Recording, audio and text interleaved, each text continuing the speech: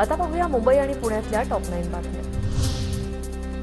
मुंबईला पाणीपुरवठा करणाऱ्या धरणांमध्ये 8% पाणीसाठा शिल्लक। आजपासून 5% पाणी कपात, तर 5 जूनपासून 10% पाणी कपात होणार। सीएसएमटी स्थानकातील प्लॅटफॉर्म विस्तारीकरणासाठी मध्य रेल्वेवर उद्यापासून 3 दिवस सर्वात मोठा मेगा ब्लॉक। लोकलच्या 930 फेऱ्या रद्द होणार।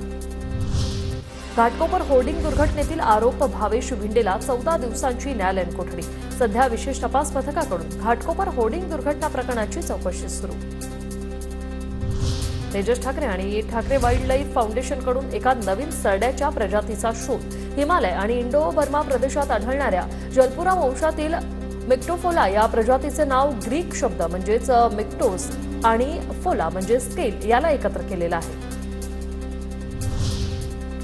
हॉटेल व्यावसायिक जया शेट्टी हत्या प्रकरणात गँगस्टर छोटा राजनला जन्मठेपेची शिक्षा आणि 16 लाख रुपयांचा दंड। मुंबई सत्र न्यायालयातील विशेष सीबीआय कोर्टाचा निकाल 50 लाखांची खंडणी देण्यास नकार दिल्यानं 2001 मध्ये छोटा राजनच्या हस्तकांनी केली होती जया शेट्टीची गोळ्या झाडून हत्या।